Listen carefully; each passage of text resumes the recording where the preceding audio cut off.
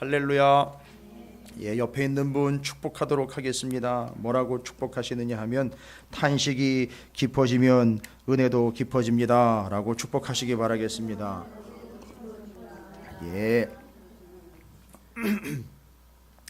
오늘 본문 말씀은요, 내용상 이제 반전은 아니고요, 드디어 이제 올 것이 왔습니다. 욥기서 1장과 2장은 이미 욥이라는 인물이 어떤 인물인지를 참 우리가 이미 알고 있는 구조로 욥에 대해서 설명을 잘 해놨어요. 그래서 주신 분도 하나님이시고 거두어 가시는 분도 하나님이시다. 이게 1장의 내용이고, 2장은 복을 주시는 분이니 화도 주시는 거다. 그러니까 우리 역시 복받기만을 구할 게 아니고 어느 누구도 화를 구하는 사람은 없습니다. 그렇죠? 근데 화가 와요. 그러면 그것도 하나님이 주신 거니까 어떻게 해야 된다? 받아들여야 된다라는 거죠. 그러니까 하나님은 선한 세계만을 주관하시는 분이 아니고요, 사단까지도 주관하시고 이용을 하시고, 그렇게 해서 하나님의 사람들을 온전케 하시는데 다 사용하시는 거예요. 그러니까 하나님이 어느 일부분만을 주관하시고 나머지는 사단이 그 하나님에게 대적을 해서 이 세상은 마치 성과 악이 대결 구도로 가고 있는 것처럼 찾으시면 안 돼요. 이거는 페르시아의 조로아스터교입니다. 이해가 되십니까? 그래서 선과 악이 싸워서 하나님에게 이 악한 것이 대들어 가지고선 하나님을 무너뜨리려고 한다, 이런 식으로 이해를 하시면 안 됩니다. 하나님은 이 땅의 모든 선한 것과 악한 것을 주관하고 계십니다. 그래서 사단도 이용을 하셔요. 그게 바로 1장과 2장의 증거지 않습니까? 사단이 하나님과의 회의석상에서 허락을 받아서 욥의 믿음을 증명하기 위한 파송을 받습니다. 그렇죠? 그러니까 이 사탄은 하나님의 전권을 좌우할 수 있는 존재가 아니고 하나님의 허락을 받아서 그 뜻을 이루어내는데 하나님이 사용하시는 존재라는 거죠. 그러니까 복만 좀 사용해달라고 우리는 계속 기도한단 말이에요. 나를 온전하게 하는데 복만 좀 사용해달라 이거예요. 그런데 하나님 뭐도 사용하신다? 화도 사용하신다는 겁니다. 이게 하나님이십니다. 그런데 1장과 2장을 보면 욥은 그것을 다 받아들였어요. 그걸 심히 고백했습니다. 아주 깊이 고백했어요. 그거 인정했습니다. 그런데 여러분, 이 고통이 너무너무 힘들어요. 왜 힘들까요, 고통이? 여러분, 고통이 왜 힘들까요? 별로 이런 고통을 당해보시질 않아서. 왜 고통이 힘들까요? 작건 크건 고통은 왜 그렇게 힘든 걸까요? 왜 무너져 내릴까요?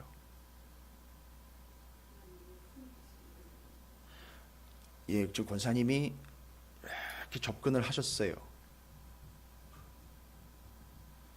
잘 모른다라는 것 때문에 힘들어요. 그러고 보니까 욥이 지금 힘든 이유가 있어요. 왜 이런 고통이 내게 왔는지 몰라요. 그렇죠? 그리고 우리는 알고 있잖아요. 아예 뒤는 다 모른다라도 1, 2, 3장만 딱 보면 우리는 알잖아요. 이게 속 시원하게 욥한테 쫓아가지고 얘기해주고 싶잖아요. 그렇죠? 욥이 왜 지금 고통을 당하고 있는 거죠? 욥은 모르는 사실. 이거 상담 잘 해주셔야 돼요. 욥한테 얘기를 잘 해주셔야지 그 뒤에 엘리바스, 빌다, 소발 이 친구들이 나와가지고 하는 이런 소리처럼 또 괜히 조언이랍시고 잘못해주면 하나님의 뜻도 어그러지고 욥의 마음도 또 내려앉고 서로가 서로에게 상처받는 것밖에 안 되거든요. 그 뭐라고 얘기를 해주세요. 욥이 왜 지금 시험을 당하고 있습니까? 아니 시험에는 이건 시험이 아니에요. 정확하게 얘기하면 이건 고통입니다. 아픔이에요. 시험이 아니라 시련을 당하고 있어요. 고난을 당하고 있습니다. 이 시험이라는 걸 이야기하려면 거의 동시대라고 볼 수 있는, 욥과 거의 동시대로 좀 봐줄 수 있는 욥은 이방인들에게서 이야기하는 대표로 이야기한다면, 근데 욥은 이방인의 대표가 아닌 전체를 아우르는 존재로 이미 자리를 매김하고 있어요. 그런데 하나님은 그 테두리 바깥에 있는 자를 선택했어요. 여러분, 자꾸 테두리라는 얘기를 제가 드리는 이유를 아시겠죠? 1장과 2장에서는 계속 무슨 얘기가 나와요? 사단이 뭐라고 얘기를 해요? 뭐를 자꾸 쳐야 된다. 하나님이 자꾸 그걸, 그렇죠, 울타리를 쳐주셨으니까 그게 든든해가지고 그거 믿고 지금 그렇게 살아가고 있는 거 아닙니까? 그러니까 그거 쳐보십시오 해가지고 첫 번째 가죽 쳤지요. 첫 번째 울타리 소유물을 쳤습니다. 두 번째 울타리 쳤지요. 건강을 치지요. 그렇죠? 그 깊은 뜻을 이미 말씀드렸죠. 그래서 울타리가 무너진 줄 알았고 내 삶에서 내가 이거 아니면 안 된다라고 붙잡았던 건데 그걸 싹 무너뜨리니까 이제 어떤 사람은 야, 난 이제 죽었다, 난 망했다, 나는 끝이다 하는데, 이 기간을 지나 정확하게 깨닫고 파악한 사람은 알고 봤더니 저 높은 산 위에 올라가 보니까, 그렇죠, 더 넓은 울타리가 쳐져 있다는 거죠. 그게 무슨 얘기냐면 3장 23절을 보세요. 이미 자기가 고수해왔던, 자기가 붙잡고 있었던, 나를 고쳐주고 있고 나를 지켜주고 있었던 것 같았던 울타리가 무너졌지요. 그리고 그 다음에 욥이 얘기합니다. 3장 23절 하나님에게, 그러니까 지금 그전에는 뭐에 둘러싸여 있었던 거지요? 재산과 건강과 삶의 풍요로움으로 둘러싸여져 있었지요. 근데 그 울타리가 무너지고 이제는 누구한테 둘러싸여 있대요? 하나님에게 그러니까 더 큰 울타리 안으로 들어온 거예요. 너무 넓으니까 이게 안 보여서 이 고통이 오해가 되고 힘든 거예요. 예, 맞습니다. 고난이 왜 힘든 거냐? 좀 전에 제가 질문 드린 것처럼 왜 힘들다고요? 잘 모르기 때문에 힘든 거예요. 욥도 자기가 왜 이런 고통을 당하고 있는지 잘 몰라서 힘든 거예요. 누구는 그런데 알고 있죠? 하나님 알고 계시고 1장과 2장에 등장했다가 싹 꽁무니 빼버리죠. 예, 이제 더 이상 사탄은 욥을 건드릴 수가 없어요. 그리고 이제 3장 이후로부터는 계속 하나님 붙잡고 계셔요. 그러니까 3장까지의 2장까지의 내용은 사탄은 어떤 전략을 썼다? 사탄이 자꾸 질문한 거 있잖아요. 너 봤냐? 너 욥 봤냐? 거기다 대고 짜증나니까 뭐라고 얘기해요? 욥이 그 유명한 얘기 했잖아요. 사탄이 욥이 그냥 하나님을 섬기겠습니까? 까닭없이 하나님을 섬기겠습니까? 그러니까 자꾸 뭐를 만들어요? 조건을 만드는 거예요. 그래서 그 조건에 만족되면 하나님이 나를 도와주시고 나를 사랑하시는 거다라는 걸로 이 구조를 계속 가게 만든단 말이에요. 이게 나중에 이제 뭘로 자리매김을 한다는 거죠? 기복신앙으로 자리매김한다는 거예요. 그러니까 지금 여전히 기복신앙 가운데 쌓여있는 이들은 아직 이 시대를 벗어나지 못하고 있는 거예요. 엄청난 퇴보지요. 참 캄캄합니다. 그런데 어쨌든 욥이 잘못했기 때문에 이런 고난을 당하고 있는 게 아닌 거예요. 고난을 당하는 이유는 뭐지요? 고난을 당한 이유는요, 정확하게 이야기하면 하나님이 허락하셨기 때문에. 하나님의 계획이에요. 이 고난은 사단 때문에 받는 고난이 아니에요. 사단이 주관하고 있는 고난이 아니란 말입니다. 하나님이 계획하시고 하나님이 허락하셨기 때문에 받고 있는 고난입니다. 근데 그걸 모르니까 욥이 여기서 이렇게 3장으로 넘어오면서 이제 엄청난 절규를 합니다. 어떤 절규를 하냐? 자, 이거예요. 자기 자신을 저주합니다. 3절부터 10절까지 보면 뭐라고 저주하는지 아십니까? 아예 내가 태어나지 말았어야 하는 존재다라는 걸 얘기를 해요. 여러분, 이건 하나님 앞에 대드는 게 아니에요. 이건 지금 하나님한테 얘기하고 있는 것도 아니고요. 3장 전체는 내용을 가만히 보세요. 누구를 앞에 놓고 야, 내 얘기 좀 들어봐 이렇게 얘기하는 게 아니에요. 지금 그렇죠. 혼자 얘기하는 거예요. 혼자. 그러나 하나님 들으시겠죠. 그런데 하나님 들으시라고 괜히 입을 삐죽삐죽거리면서 어디 한번 들어보라고 해가지고 뒤로 들어가지고선 자기는 입은 안 보이는 것처럼 소리는 잘 들리게 하는 그런 얄팍한 수를 쓰고 있는 게 아니고 너무너무 힘들고 고달프고 지금 죽겠는 거거든요. 그러니까 뭐라고 얘기하는 거라고요? 차라리 내가 태어나지 않았다면 지금 현재 이 고통은 당하지 않았을 거라는 걸 얘기하는 거예요. 중요한 겁니다. 뭐라고 얘기하느냐면 그 후에 욥이 입을 열어 뭐를 저주했어요?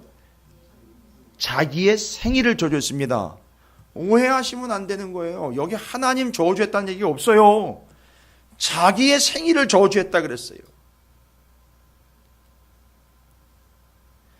차라리 태어나지 말았으면 하는 거예요. 그럼 이제 여러분, 이건 강도일 수도 있고 종류일 수도 있어요. 여러분께서 삶을 살아오시면서 삶이라는 것은 그냥 삶이 아니고요. 신앙생활 해오시면서 혹시 여러분이 여러분 스스로를 저주해 보신 적이 있습니까? 욥처럼? 그러니까 지금 우리가 더 깊은 신앙을 논하는데 참 한계가 있는 거예요.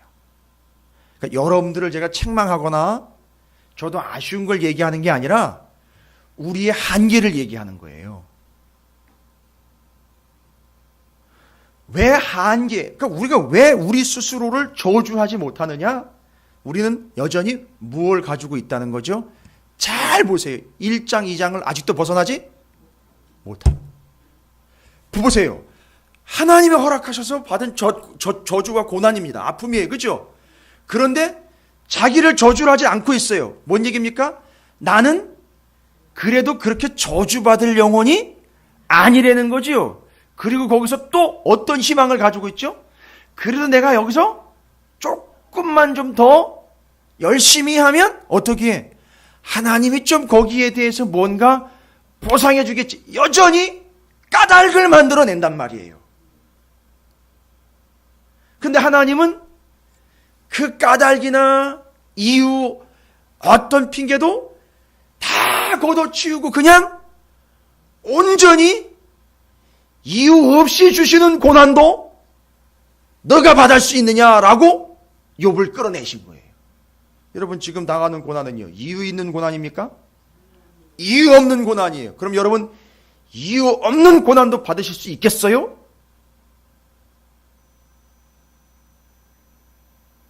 정확한 대답은 싫어요예요. 그런데 욥은 지금 이유 없는 고난을 당하고 있어요. 하나님은 42장까지 41장까지 계속 그 이유 없는 고난 속에서 욥과 대화를 계속 나누고 있어요.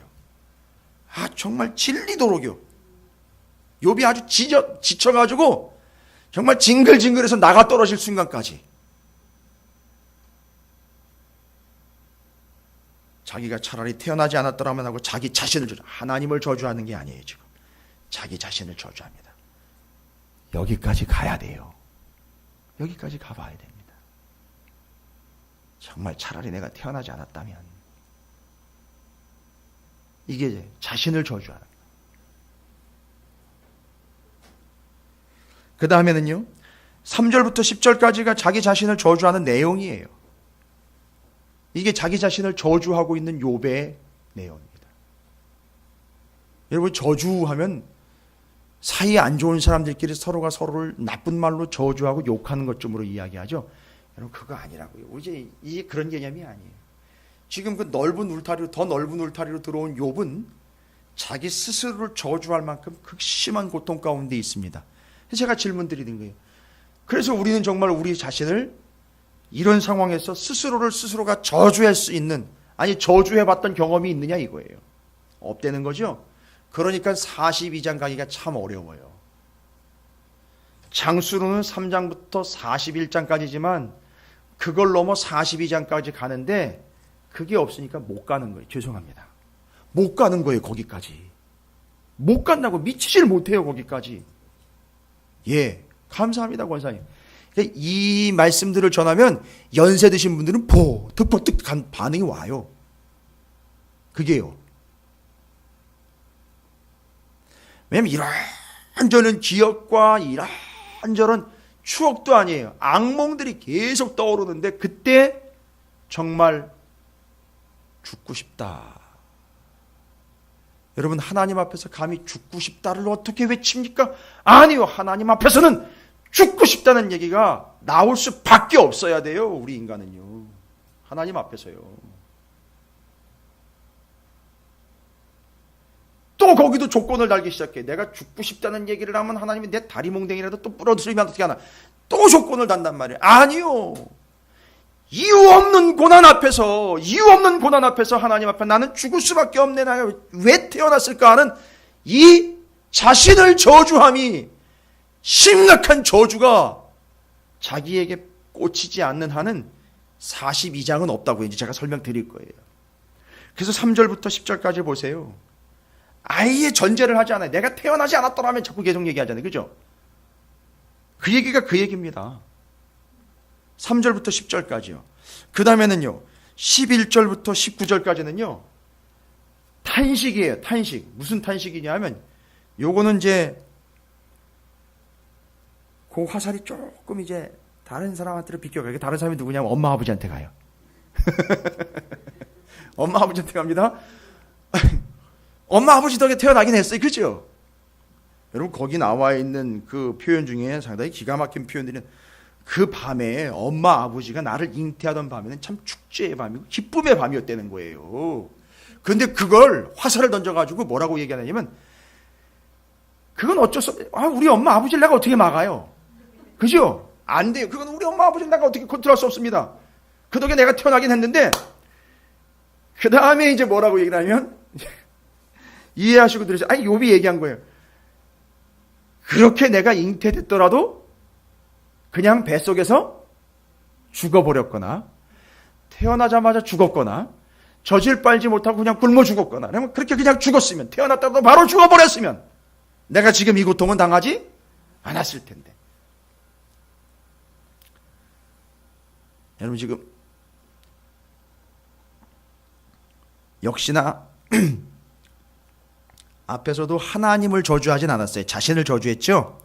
여러분, 이 표현이 본인의 어머니, 아버지를 저주하는 건가요? 아니요.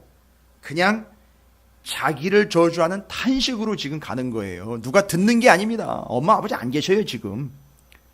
근데 그게 결국 또 탄식이 나는 거예요. 차라리 내가 태어났지만 바로 죽어버렸으면. 제가 왜 이런 얘기를 드리는지 아시겠어요? 지금 욥의 현 컨디션이 어느 정도로 심각한지를 여러분이 좀 짐작을 하시라고 말씀을 드리는 거예요. 우리는 잘 몰라요. 이걸 잘 몰라요. 왜냐하면 우리 중엔 이 세상에 어느 누구도 욥만큼 그렇게 자신을 저주하거나 자신의 현실을 탄식할 수 있는 수준까지 가본 사람은 거의 없기 때문에 그렇습니다. 그런데 문제는 비교적이 아니라 절대적으로 봤을 때 하나님은 모두에게 이런 상황들을 허락하십니다. 이건 잊으시면 안 돼요. 다 허락을 하십니다. 바로 그때 다른 어느 누군가를 탄식하거나 다른 어느 누군가를 저주하지 마시고요. 이유 없는 고난 앞에서 우리는 우리 자신을 탄식하며 저주하는 것.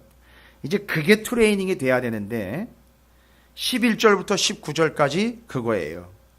내가 태어났더라도 바로 죽어버렸으면 지금 이 고통은 당하지 아니했을 텐데. 그리고 20절부터 26절까지는 질문을 던집니다. 이게 하나님에게 질문을 던지는 게 아니에요. 하나님에게 질문을 던지는 듯한데 답을 바라고 질문을 던지는 게 아니고 답이 없네요라고 인정하는 거예요. 그럼 잘 보세요. 여러분, 자기 자신을 저주합니다. 삶을 탄식합니다. 고뇌와 아픔 때문에 질문이 쏟아져요. 우리가 과연 이런 경험이 있느냐 이거예요. 이 세 가지의 이유는 뭐지요? 이유 없는 고난 때문에 저주와 탄식과 질문이 나옵니다. 이건 어느 누구 다른 사람을 향해서 하는 게 아닙니다. 내가 나에게 던지는 저주와 탄식과 질문들이에요.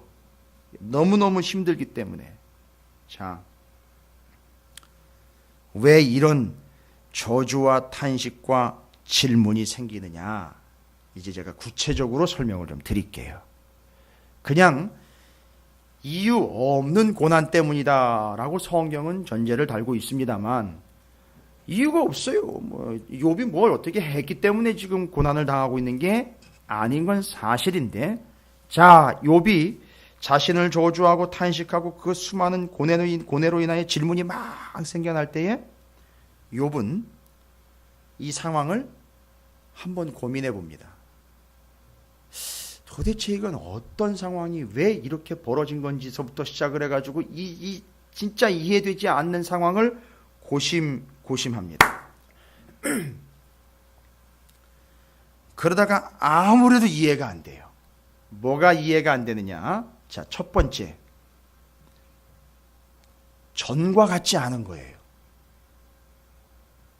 이건 이제 본문을 제가 3장을 충분히 읽고 정리를 해서 욥의 입장에서 여러분과 나누는 거예요. 어떤 주석이나 성경을 주해하는 게 아니라 정리하고 난 다음에 욥이 왜 그런 탄식과 저주와 질문들이 쏟아질 수밖에 없었는가? 바로 요겁니다. 전과 같지 않다는 거예요. 지금 고난이 계속되고 있죠. 전과 같지 않다는 이야기는 3장이니까 전이면 뭐 언제예요? 그렇죠. 1장, 2장과 같지 않다는 거예요. 그러면 어떤 상황일까? 이런 거지요. 전에는 어땠죠? 전에는 어땠느냐? 근데 지금은 아닌 거예요? 이상해요. 전과 같지 않아요. 1장, 2장대로 하면 전에는 예전과 너무 달라진 지금 상황은 어떤 상황이냐면 전에는 일종의 좀 헌신, 나의 믿음이 증명되면 내 마음과 내 믿음과 내 본심이 증명이 되면 하나님한테 이걸 증명해 드리면 어떻게 되는 거죠? 전에는 어땠었어요?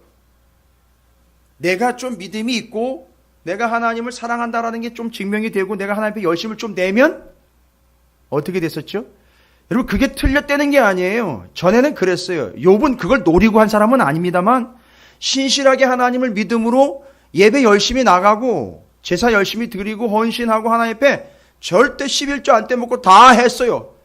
예전에는 그렇게 하면 어떻게 됐었죠? 그렇지요. 하나님의 나를 지켜주시고 복을 주셨어요. 근데 지금 상황은 내가 이런 고난이 왔음에도 불구하고 이런 고난 속에서도 절대 흔들리지 않고 하나님만을 바라보려고 그러고 차라리 내가 왜 이런 고통을 당해야 되는지 그냥 고심하지만 그래도 어쨌든 절대 하나님에게 화살을 돌리지 않고 주신 분도 하나님, 거두가시는 분도 하나님, 복을 주실 뿐만 아니라 화도 주시니 복과 화도 다 내가 받아야 된다라는 것, 이거 예전과 비교하면은요, 예전과 비교하면 엄청나게 수준이 업그레이드된 고백이에요. 그런데 그런 업그레이드된 고백과 반응을 보여도 예전과 같지 않은 거예요. 완전히 달라진 거예요. 그러니까 이게 이해가 안 되는 거예요. 그래서 거기서 뭐가 나오는 거죠? 자기를 저주하게 되고 탄식하게 되고 질문을 쏟아붓게 되는 거예요. 이해가 되십니까? 전과 같지가 않아요. 지금 3장은 진짜 전과 같지 않은 상황 때문에 너무 고통스러운 거예요. 그런데도 하나님의 답이 없으니 답답하죠. 그런데도 하나님 반응이 없으니 죽겠는 거예요. 그래서 아주 저주스럽다. 하나님이 이전과 같지 않다.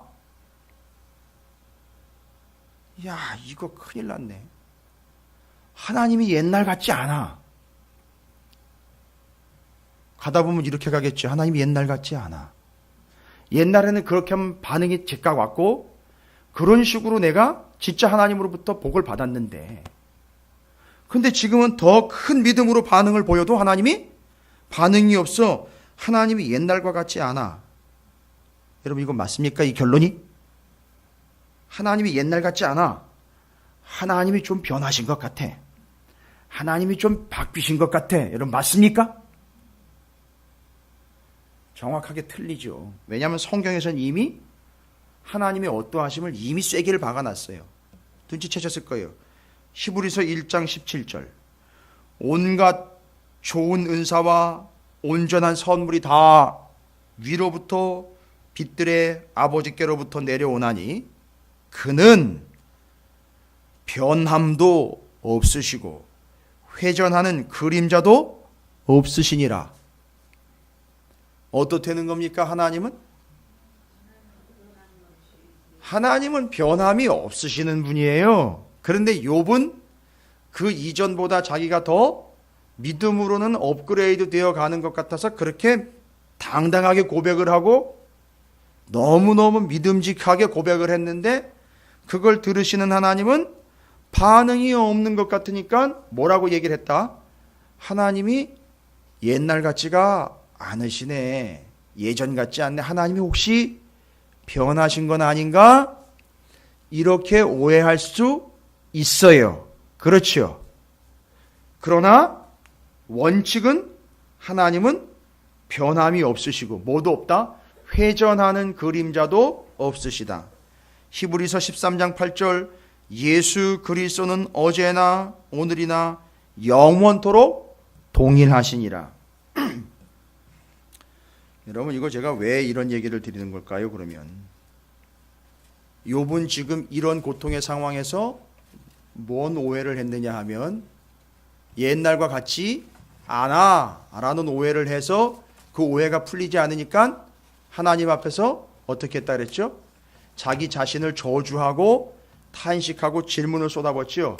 그러나 하나님은 변하시거나 바뀌신 게 아니에요.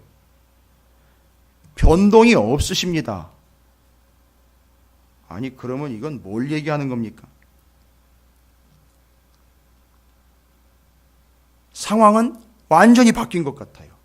옛날 같지가 않습니다. 하나님은 원칙적으로는 변하실 리가 없어요. 그러면 여기 깊이 담겨져 있는 뜻들을 여러분이 찾아내셔야 돼요. 욥기는 여러분 쉬운 성경은 아니에요.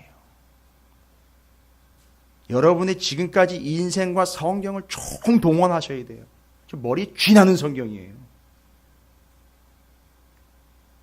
이제 지금까지 편안하게 앉아가지고서 설명해 주시고요. 씹어서 먹여주신 것들을 좀 천천히 먹었다면 여러분 고민 무지하게 하셔야 돼요. 이 욥기는요. 다 동원하셔야 돼요.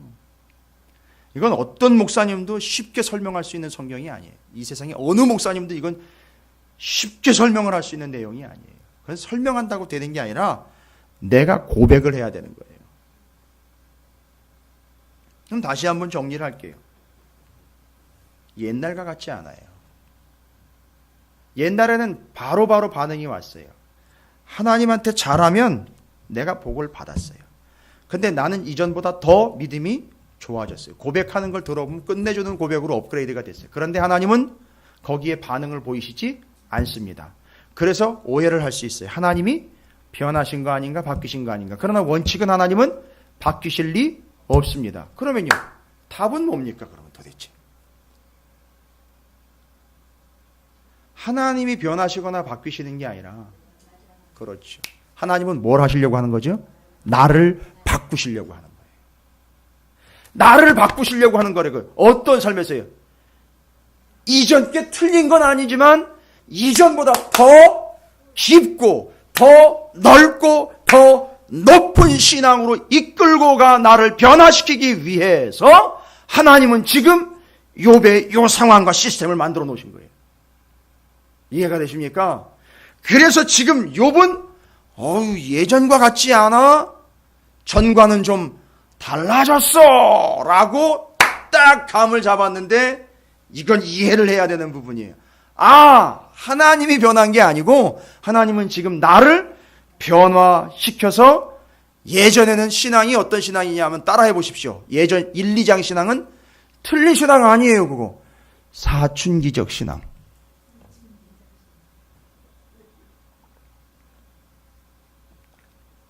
접수가 되세요? 사춘기적 신앙은 복을 주시면 너무 좋아서 거기에 반응하고 안 주시면 싫어하는 이런 개념들 있죠? 그러니까 신앙이 어느 수준인 거죠? 사춘기적 신앙인 거. 아주 유치한 수준에 머물러 있었던 건데 전과 같지 않아 이해가 안 돼 하면서 왔는데 이제는 그 신앙에서 벗어나 어디로 안내하시느냐 하면 더 넓은 울타리에 성숙한 신앙으로 지금 이끌어가고 있다는 거예요. 그래서 이해가 안 되는 건데 거기다 대고 예전과 같지 않으니까 욥은 어떤 반응을 보였다? 자신을 저주하고 탄식하고 질문을 막 쏟아붓는 겁니다. 그러다 하나님은요, 그의 사춘기적 신앙, 기복신앙에서 조건신앙에서 벗어나 조건이 주어져야 믿는 신앙에서 조건 이유 없이 주는 고난도 받아들일 수 있는 수준까지 만들어 가겠다는 거예요, 하나님이. 그러니까 이거 싫어해요, 사람들이 욥기를요. 싫어한다고요. 어려워서 싫어하는 게 아니라 너무 길고요. 너무 멀다는 거예요. 너무 힘들다는 거예요. 그걸 어떻게 그런 식으로 신앙생활 하냐는 거예요. 요즘에 전자레인지에다가 놓으면 1분이면 띵 하고 나와서 먹는데 아직 그런 식으로 신앙생활을 이끌어 가시면 남을 사람이 누가 있습니까? 그러는 거예요. 그러니까 이 사람은 여전히 사춘기적 신앙에 머물고 있어요. 여러분 사춘기 학생들의 특징이 뭔지 아세요? 사춘기 학생들의 특징이요? 뭘까요? 맞습니다. 자기중심이고요. 사춘기 학생들이 자기가 죽겠다면 진짜 죽는 거 아시죠? 옳고 그름의 문제로 죽는 게 아니라 자기 기분 또 자기가 좋아하고 싫어하는 것 때문에 자기가 목숨을 걸어요. 그러니까 제가 사춘기적 신앙이라는 거 제가 얘기 드렸어요. 그러니까 이해가 되세요? 자기가 좋고 싫은 것 때문에 신앙생활에 목숨을 걸어요.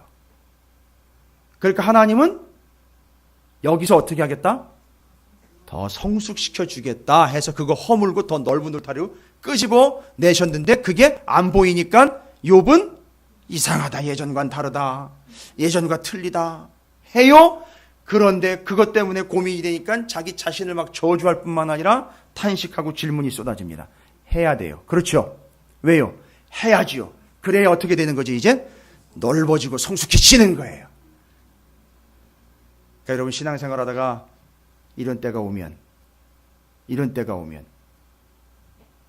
막 저주해야 될 때가 오고 탄식해야 될 때고 막 질문이 막 쏟아지면서 정말 예전과는 다르다, 너무너무 힘들다 할 때에는 여러분 감사헌금 하세요. 그게 답이에요. 어디로 이끌고 가고 계시니까? 성숙함으로 이끌고 가시니까 감사헌금 하셔야 돼요. 그때는 제가 유일하게 처음으로 감사헌금 하라고 헌금 강요를 했습니다. 개척하고 처음으로 헌금 강요를 했어요. 여러분이 이제 성숙의 단계로 간다는 전제 하에 사춘기적 신앙을 가지고 있는 사람들한테는 감사헌금 하라 그러면 내가 할 때면 하는 거지. 왜 목사님이? 내가 알아서 하는 거지. 왜 목사님이? 이런다니까요. 내가 마음에 내키면 하는 거지. 왜 목사님이? 이거예요. 왜 내가 듣기 싫은 얘기를 목사님이? 그러니까 애들이 제일 많이 하는 얘기가 알았어요. 다 알아요. 아우 그만 좀 해요. 잔소리 좀 그만 좀 해요. 이게 사춘기인 거예요.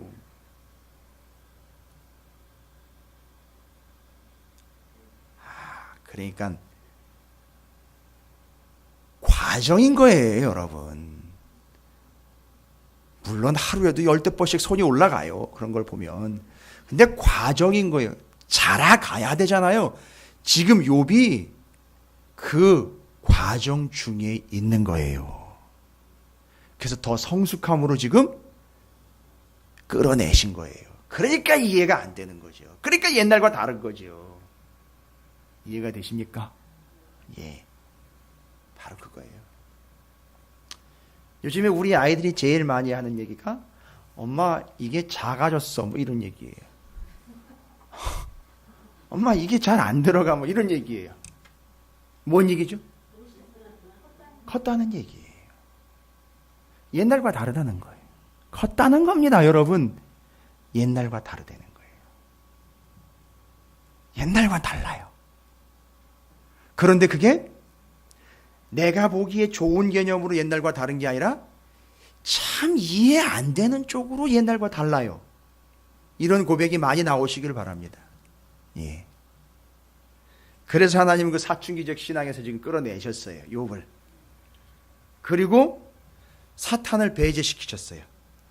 이건 성숙시키는 건 네가 할 수 있는 일이 아니래. 누구요? 사탄이 할 수 있는 일이? 이 성숙은 누가 하실 수 있는 거냐면 하나님. 그래서 하나님과 욥이 1대1로.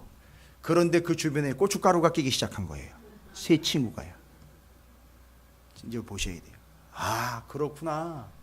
그래서 그 탄식이 나오고 그 자기를 저주하고 너무너무 힘들다라고 외쳐고 부르짖고 막 엉엉 울면서 질문이 막 쏟아진 이유가 바로 그거예요. 딱 그거죠. 사춘기의 애들 딱 그거잖아요. 왜 나를 태어나게 해가지고 막 이런 얘기 하잖아요. 그죠? 아니 부모 앞에서 그 짓거리 한다니까요. 이놈 자식들이. 왜 나는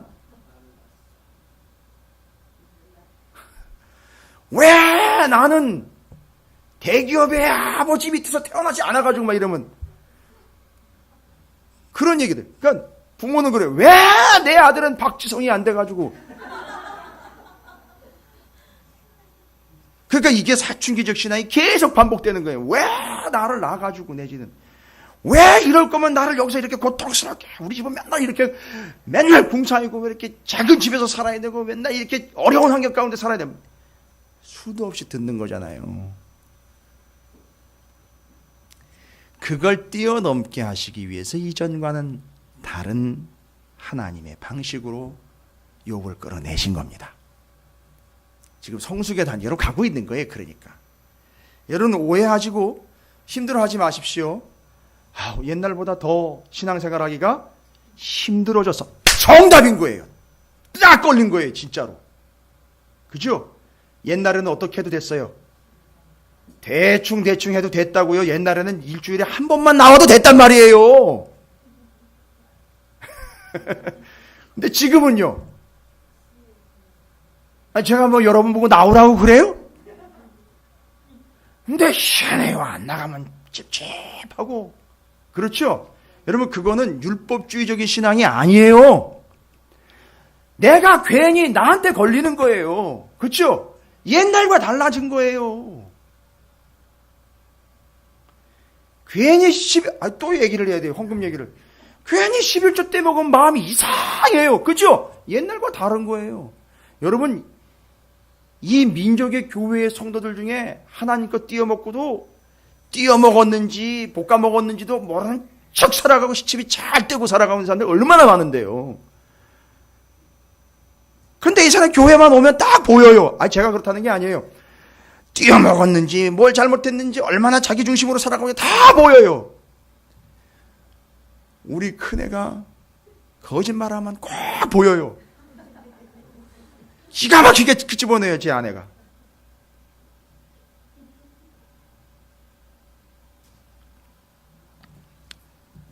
여러분이 그런 상황이라면 제가 단 한 예를 드렸어요. 옛날보다 신앙생활하기가 좀 더 힘들다.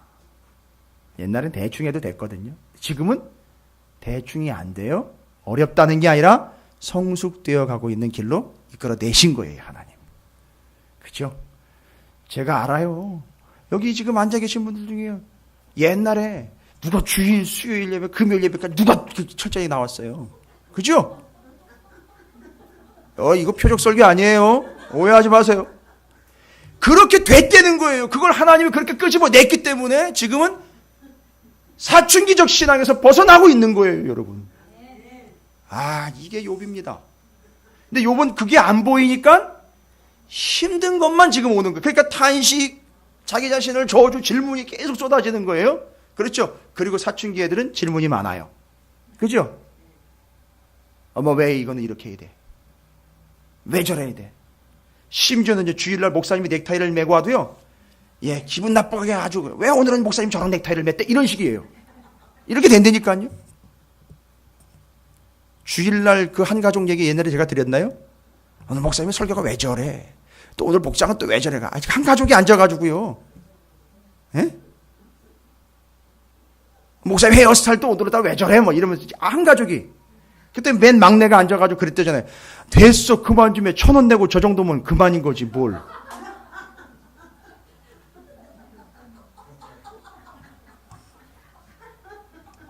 제가 왜 이런 얘기를 드리냐면 아직도 그 수준에 머물러서 예전과는 다른데 이상하다. 왜 이렇게 더 힘들어지는 거지? 오해하시지 말라고요. 신앙생활하기가 왜 이렇게 더 어려워졌지? 오해하시지 말라고요. 여러분을 힘들게 해가지고 그냥 주저앉게 하려고 하는 게 아니라 성숙해졌기 때문에 힘들어진 거예요. 달라진 거지 틀려진 게 아니에요. 그 다음에 이제 욥이 1, 2장과 비교해 3장의 처지에서 뭘 또 발견했느냐면 예전과 다르다라는 거 있었잖아요. 그 다음에 이 사람이 이걸 참 하나님 내 생각하고 참 다르다. 그죠? 이 두 가지. 이게 사춘기 애들이 가지고 있는 거죠. 세상이 다 내 생각하고 다른 거예요. 그죠? 그러니까 불만이요. 밥을 먹으면서도 불만. 양치질 하면서도 불만이에요. 심지어는 왜 치약을 이런 걸 쓰느냐고 불만이에요. 그러니까 이런 개념이 내 생각하고 다른 거예요. 내 생각하고 다른 거예요. 야, 참 하나님 예전과 다르다? 야, 하나님 참 내 생각하고 다르다. 뭐예요? 욥의 생각은 지금 현재 자기 자신을 저주했죠. 탄식했죠. 뭐라고 얘기를 했어요? 차라리 내가 태어나지 않았으면, 태어났다가도 바로 죽어버렸으면 하는 게 내 생각이잖아요. 그죠? 그런데 이게 내 생각하고는 하나님이 다르다는 거예요. 그러니까 여기서 이제 또 고민이 오는 거예요. 그러면 고민할 필요가 없잖아요. 아까 하나님은 뭐 할 리 없으니까요. 변할 리 없으니까 목적은 어디에다 두신 거죠? 그렇죠. 내가 변하는데 목적을 두신 거예요. 그러니까 욥은 지금 변화에 바로 그 케이스와 그 코스로 들어와 있고, 근데 그 변화는 성숙이라는 단계로 가고 있다는 거죠. 두 번째 욥이 드는 생각은 하나님 생각이 참 내 생각하고는 참 다른 것 같아요. 맞아요. 아니 성경에 나와 있잖아요. 하나님의 생각은 내 생각과 너무 다르다라는 거예요. 그걸 인정해야 돼요. 그래서 그런 일이 발생이 되는 거예요. 그러니까 이해 안 되는 건 왜 이해가 안 되죠? 내 생각하고 하나님 생각하고 다르기 때문에 그렇습니다. 여러분이 이미 다 아시는 이사야서 55장 8절. 이는 내 생각이 너희의 생각과 다르며 내 길은 너희의 길과 다름이니라. 여호와의 말씀이니라. 바로 그거예요. 하나님의 생각과 다른 거예요. 그런데 3장부터 41장까지 하나님의 생각이 나의 생각과 얼마나 다른지를 알아가는 과정을 통해서 욥이 42장 1절부터 7절까지 보시기 바랍니다. 좀 미리 가볼게요. 그러니까 42장 욥기 3장부터 41장까지는 하나님의 생각과 나의 생각이 얼마나 다른지를 확인해가는 과정이었고 예전과 같지 않다라는 걸 계속 확인하는 과정이었어요. 그런데 그 과정을 지나 하나님과 내 생각이 얼마나 다른지에 대해서 차이만 발견하는 줄 알았는데 42장에 가보세요. 42장 1절에 뭐라고 얘기합니까? 욥이 여호와께 대답하여 이르되 주께서는 못하실 일이 없사오며 무슨 계획이든지 못 이루실 것이 없는 줄 아오니 무지한 말로 이치를 가리는 자가 누구니? 이게 누구 얘기하는 거예요? 자기 얘기하고 있는 거예요. 나는 깨닫지도 못한 일을 말하였고 다 깨달은 거 이제 와가지고 뭘 아는 거죠?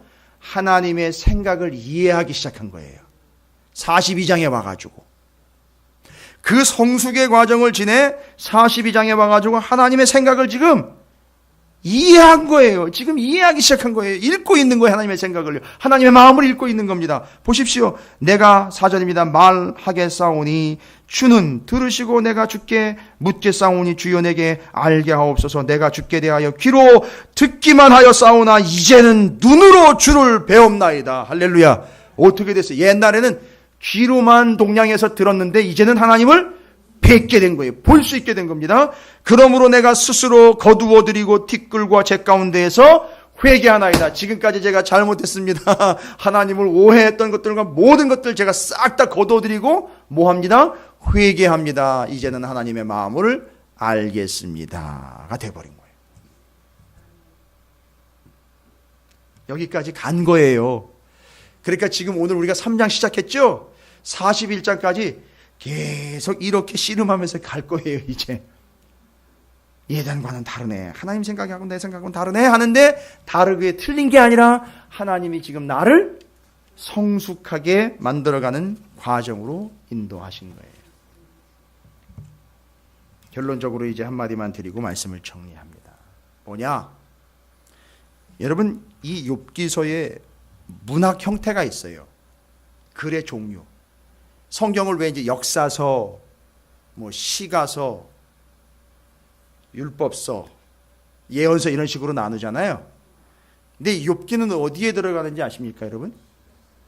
시가서 중에서도 그 안에 우리가 얼마 전에 오후 예배 때 뭐 했죠? 지금 아가서 전에 뭐 했죠? 잠언을 지혜서라고 그래요. 근데 여러분 욥기가 뭔지 아세요? 지혜서예요. 단순히 시가서가 아니라 지혜서예요. 그러면 여러분 지금 지혜서를 했으니까 잠언을 했으니까 적용하세요.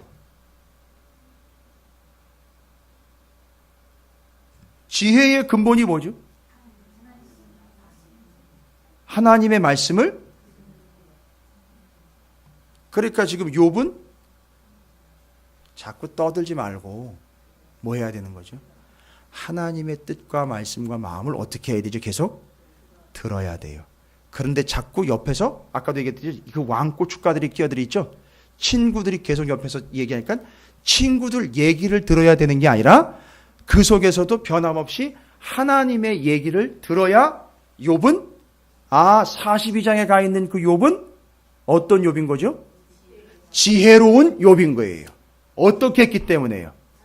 그 상황을 통해서 하나님의 말씀을 계속. 그렇죠. 그러니까 이제 사춘기적 신앙인 1장과 2장을 지나서 42장에 있는 욥은 성숙한 욥, 지혜서의 문학의 형태를 빌려서 이제는 그렇죠. 지혜로운 욥. 와우. 이렇게 된 거예요. 그래서 이제 욥이 어떤 고백을 할 수 있느냐 하면 내게, 이건 바울의 고백이에요. 내게 능력 주시는 자 안에서 내가 모든 것을 할 수 있다. 이걸 원어적으로 더 의미 있게 여러분에게 설명을 해드리면 이런 뜻이에요. 내가 이제 우리 구주 예수 그리스도 안에서 무슨 일이든지 감당할 준비가 되어 있습니다. 이런 뜻이에요. 그 얘기는요. 너무 은혜스러운 번역이 존 폴락이 바울에 대해서 설명을 할 때 이 해석을 달아놨는데 아주 정확하고 명확한 해석이에요. 내 스스로가 능동적으로 뭘 할 수 있는 자격이나 능력을 얻게 되었습니다가 아니라 뭐가 생긴 거죠? 믿음이 생겨가지고 무슨 일이든지 이제는 내가 하는 게 아니라 그냥 감당할 준비가 되어 있습니다. 욥은 바로 여기서 3장부터 41장까지 그걸 다 감당을 해 내므로 성숙하고 지혜로운 신앙인으로 발전되어 간다는 겁니다. 그 과정을 이야기하는 거예요. 자, 여러분 우리 인생에 두 가지 의문점이 될 때가 있죠. 첫 번째, 이상하다. 이전과는 다르다. 두 번째는요. 하나님의 생각하고 내 생각하고는 좀 다른 것 같아 라고 할 때에 그건 무슨 타임입니까? 내 불신이 싹트고 있는 타이밍이 아니라 이제는 성숙하게 될 타이밍이 되었다라는 겁니다.